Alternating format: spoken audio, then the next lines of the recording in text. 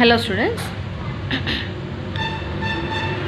Last క్లాస్లో మనము locomotion in protozoans చూసాం, రైట్?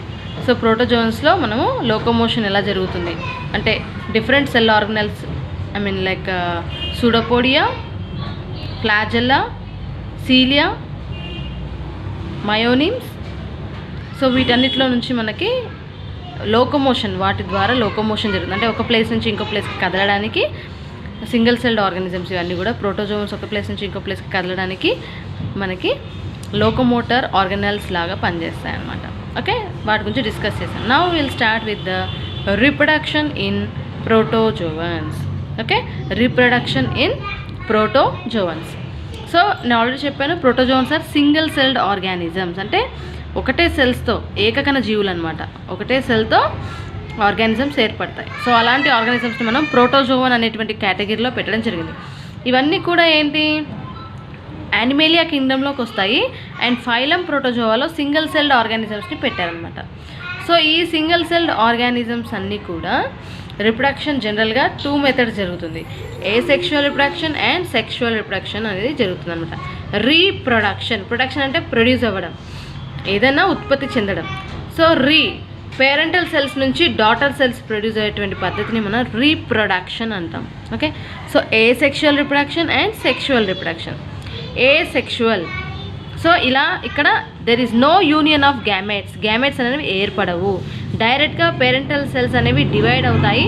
అలా డివైడ్ అయ్యి 2 డాటర్ సెల్స్ కింద ఏర్పడతాయి, లేదా మెనీ డాటర్ సెల్స్ కింద ఏర్పడవచ్చు. 2 సెల్స్ ఏర్పడితే బైనరీ ఫిషన్ అంటాం. మోర్ దాన్ 2 ఏర్పడితే, డాటర్ సెల్స్ ఏర్పడితే మల్టిపుల్ ఫిషన్ అంటాం. ఫిషన్ అంటే డివిజన్, బ్రేక్. ఒక ఆర్గానిజం 2గా బ్రేక్ అయితే దాన్ని ఫిషన్ అంటాం. ఫ్యూజ్, 2 ఆర్గానిజమ్స్ కలిస్తే దాన్ని మనం ఫ్యూజన్ అంటాం. ఇది ఫ్యూజన్, FUSION, ఫ్యూజన్. ఫీజన్ అంటే డివిజన్, బ్రేక్ అవ్వడం. 1 2గా డివైడ్ అవుతే దాన్ని ఫిషన్ అంటాం, FISSION, ఫిషన్. 2 ఆర్గానిజమ్స్ కలిస్తే దాన్ని ఫ్యూజన్ అంటాం అనమాట. సో ఇక్కడ ఫిషన్ జరుగుతుంది. ఫిషన్ అంటే break. So single parental cell has been divide into 2 daughter individuals. So అలాంటి పద్ధతిని మనం బైనరీ ఫిషన్ అంటాం. So single daughter cells many daughter ఇండివిజువల్స్గా డివైడ్ అవుతే దాన్ని మల్టిపుల్ ఫిషన్ అంటాం. ఓకే, నెక్స్ట్ ఎసెక్షువల్ రిప్రొడక్షన్ మనకు డిఫరెంట్ వేస్లో జరుగుతుంది. ఫస్ట్ వన్ వచ్చేసి binary fission, second multiple fission, third budding, fourth plasmotomy, next comes plasmogamy. Okay, binary ఫిషన్లో వచ్చేసి transverse and binary fission transverse is binary fission and longitudinal binary fission జరుగుతుంది. Transfers అంటే ఒకవేళ organism ట్రాన్స్ఫర్స్గా divide అవుతుంది దాన్ని transfers binary fission అంటాం. ఒకవేళ లాంగిట్యూడినల్గా divide అవుతుంది దాన్ని లాంగిట్యూడినల్ బైనరీ ఫిషన్ అంటాం అన్నమాట. సో డీప్గా డిస్కస్ చేద్దాం. ఇవి 2 కూడా 4 మార్క్స్కి చాలా ఇంపార్టెంట్. ఈ 2 ఆన్సర్స్ కూడా 4 మార్క్స్కి చాలా ఇంపార్టెంట్. సో ఈ చాప్టర్ నుంచి మీకు మెయిన్గా 4 మార్క్స్ అండ్ 2 మార్క్స్ వస్తాయి కాబట్టి so you just concentrate on 4 marks and 2 marks. Okay, so transfers binary fission వచ్చేసి పారామిషన్లో జరుగుతుంది. లాంగిట్యూడినల్ బైనరీ ఫిషన్ వచ్చి యూగ్లీనాలో జరుగుతుంది. యూగ్లీనా. ట్రాన్స్ఫర్స్ బైనరీ ఫిషన్ వచ్చి పారామిషన్లో. ఓకే, సో పారామిషన్లో మనకి ట్రాన్స్ఫర్స్ బైనరీ ఫిషన్ జరుగుతుంది అండ్ యూగ్లీనాలో లాంగిట్యూడినల్ బైనరీ ఫిషన్ జరుగుతుంది అనమాట. సో ఎన్ని టైప్స్ ఆఫ్ ఎసెక్షువల్ రిప్రొడక్షన్స్ ఉన్నాయి? Binary fission, multiple fission, budding, plasmotomy, plasmogamy అనమాట.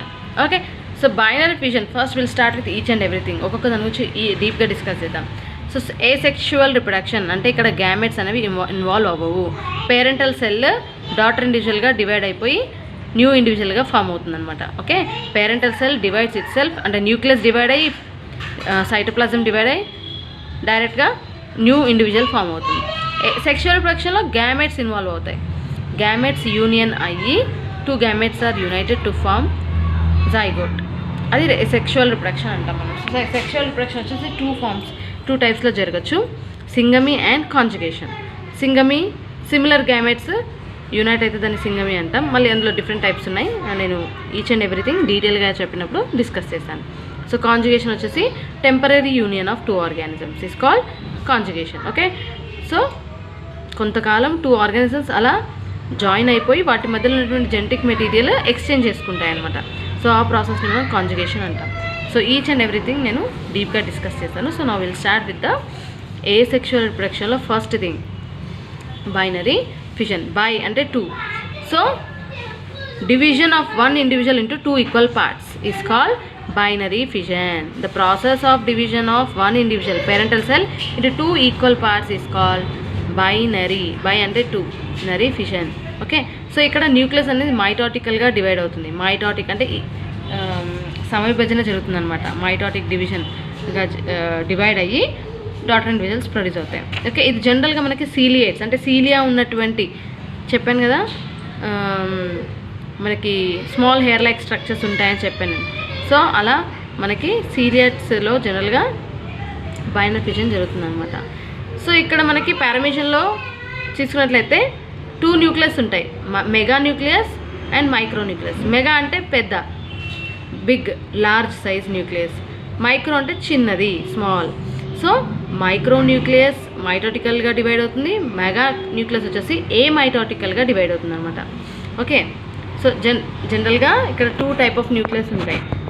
So mega nucleus, micro nucleus. So paramecium గురించి డీప్గా డిస్కస్ చేస్తాను, మళ్ళీ చెప్తాను. First you just keep in your mind that binary fission అంటే డివిజన్ ఆఫ్ వన్ ఇండివిజువల్ అంటే 2 equal parts is called binary fission. ఇది జనరల్గా సీలియస్లో జరుగుతుంది బైనరీ ఫిషన్. అండ్ న్యూక్లియస్ వచ్చేసి మైటోటికల్గా డివైడ్ అవుతుంది.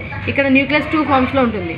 పెద్ద సైజులో ఉంటే న్యూక్లియస్ని మెగా న్యూక్లియస్ అంటాం, చిన్న సైజులో ఉంటే మైక్రో న్యూక్లియస్ అంటాం. సో చిన్న న్యూక్లియస్ అంటే మైక్రో న్యూక్లియస్ వచ్చేసి మైటోటికల్గా డివైడ్ అవుతుంది. మెగా న్యూక్లియస్ అంటే పెద్ద న్యూక్లియస్ వచ్చేసి ఏమైటోటికల్గా డివైడ్ అవుతుంది అనమాట. ఓకే, మళ్ళీ binary fission 2 types. Binary fission 2 types అని చెప్పాను కదా, transverse binary fission, longitudinal binary fission. So just అలా పెట్టండి. మళ్ళీ వీటి గురించి నేను మళ్ళీ డిస్కస్ చేస్తాను. ఒక్కసారి సెక్షువల్ మెథడ్స్ డిస్కస్ చేసిన తర్వాత మళ్ళీ నేను ఈ longitudinal binary fission and transverse binary fission కూడా డీప్గా చెప్తాను. సో 2 టైప్స్గా డివైడ్ అయింది binary fission, longitudinal binary fission, transverse binary fission. So longitudinal binary ఫిషన్లో ఏమవుతుంది అంటే, ఫర్ ఎగ్జాంపుల్ యూగ్లీనా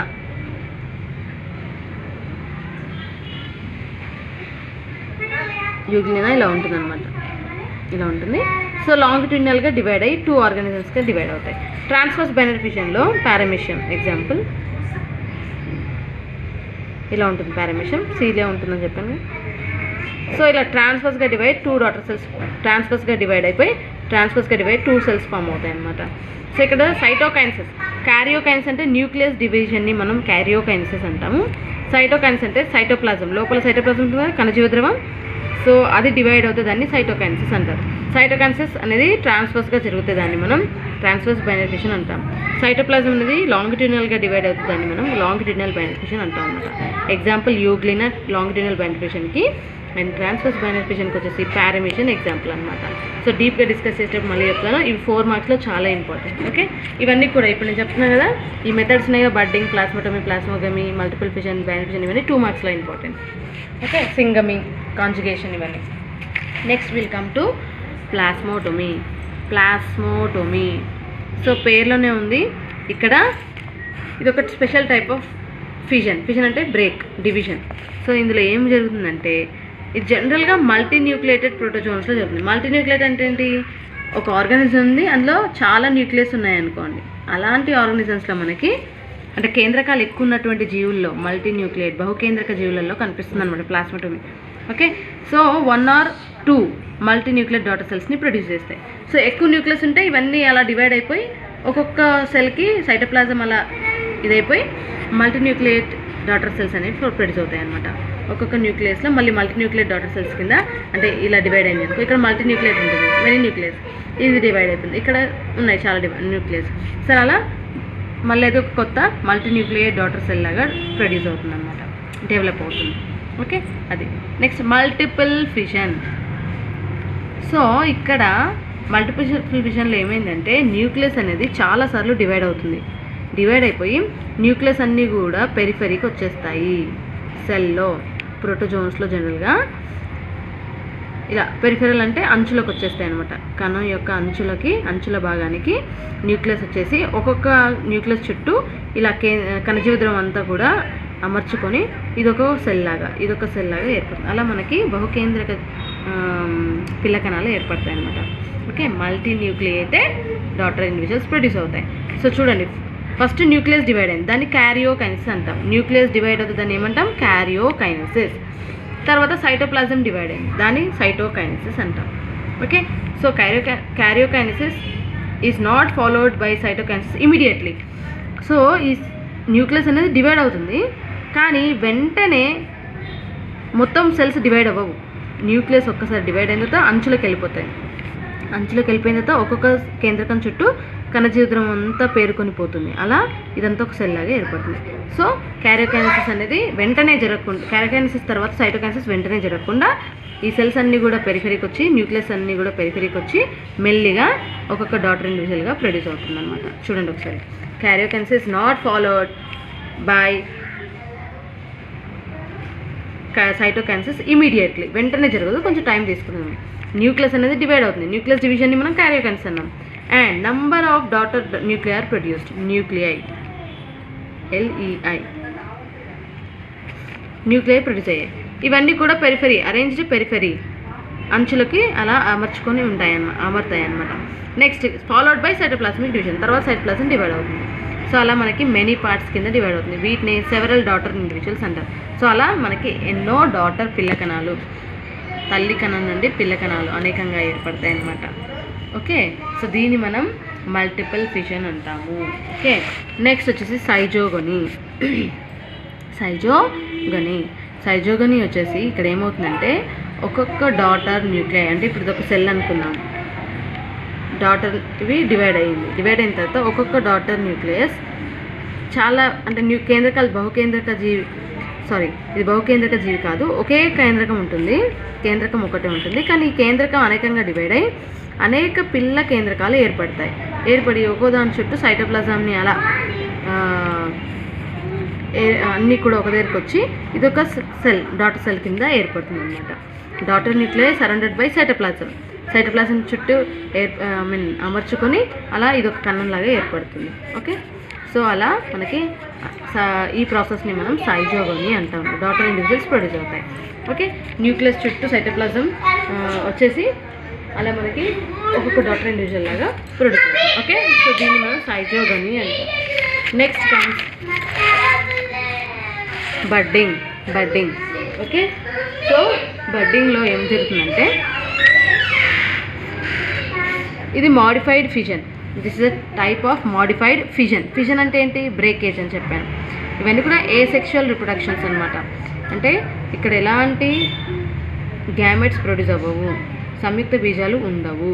డైరెక్ట్గా తల్లి కణాలే వాటిలో ఉన్నటువంటి కేంద్రకాలని విభజించుకొని అలా పిల్ల కణాలుగా ఏర్పడుతూ ఉంటాయి అన్నమాట. సో మాడిఫైడ్ ఫిజన్, దీంట్లో ఏం జరుగుతుంది? తల్లి జీవి నుండి పిల్ల కణాలు ఏర్పడతాయి. సో ఎలా ఏర్పడుతున్నాయి? ఇదొక తల్లి కణం అనుకుందాం, దీని నుంచి అలా ఇదొక బడ్ని,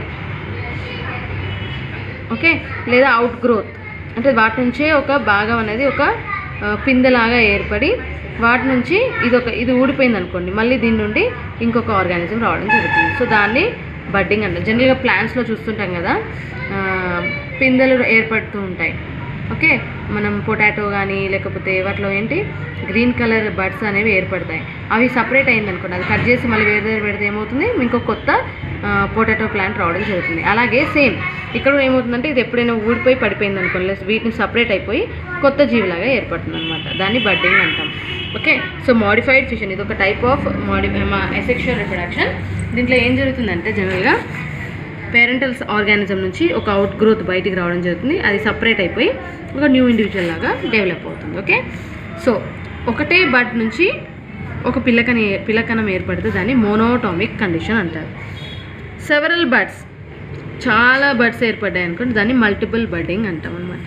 ఓకే, ఒకటి ఏర్పడితే ఒక బడ్ ఏర్పడితే దాన్ని ఒక బడ్ నుంచి ఏర్పడితే దాన్ని మోనోటామిక్ అంటాం. సెవరల్ బర్డ్స్ నుంచి ఏర్పడితే అంటే అనేకమైనటువంటి బర్డ్స్ ఏర్పడ్డాయి అనుకోండి, దాన్ని మల్టిపుల్ బడ్డింగ్ అంటాం అనమాట. So this is a type of budding. Next comes plasmogamy. ఇంతకుముందు చదివింది plasmotomy. Okay, plasmotomy. Next time plasmogamy. So ప్లాస్మోగమీలో ఏం జరుగుతుంది అంటే ఇది కూడా ఒక type of reproduction, asexual reproduction. దీంట్లో సైటోప్లాజం అనేది 2 or more పేరెంటల్ సెల్స్ కలుస్తాయి అన్నమాట. అంటే ఇదొక పేరెంటల్ సెల్, ఇదొక పేరెంటల్ సెల్స్. ఈ రెండిట్లలో ఇవి రెండు ఒకటేగా యునైట్ అయిపోయి సైటోప్లాజం కలుస్తుంది. కానీ కేంద్రకాలు అలాగే ఉంటాయి, వీటిలో ఉన్నటువంటి కేంద్రకాలు అలాగే ఉంటాయి. అండ్ ఇవి రెండు కూడా మళ్ళీ సపరేట్ అయిపోతాయి అన్నమాట. ఏమి చేంజ్ అవ్వకుండా రెండు అలాగే సపరేట్ అయిపోతాయి. సో దాన్ని మనం ప్లాస్మోగమీ అంటాం. ప్లాస్మోగమీలో ఏం జరుగుతుంది, ఇది కూడా ఒక టైప్ ఆఫ్ రిప్రొడక్షన్. దీంట్లో ఏంటి, రెండుటి యొక్క సైటోప్లాజం కలిసిపోయి పేరెంటల్ అంటే తల్లి కణాల యొక్క కణజీవ ద్రవం రెండు కూడా కలుపుకొని తర్వాత ఎలాంటి ఫ్యూజన్ జరగదు, న్యూక్లియస్ అనేది ఫ్యూజ్ అవ్వదు. ఈ రెండిట్లో ఉన్నటువంటి కేంద్రకాలు ఎలా కలవవు అనమాట, రెండు కూడా అలాగే ఉండి మళ్ళీ అలాగే డివైడ్ అయిపోతాయి.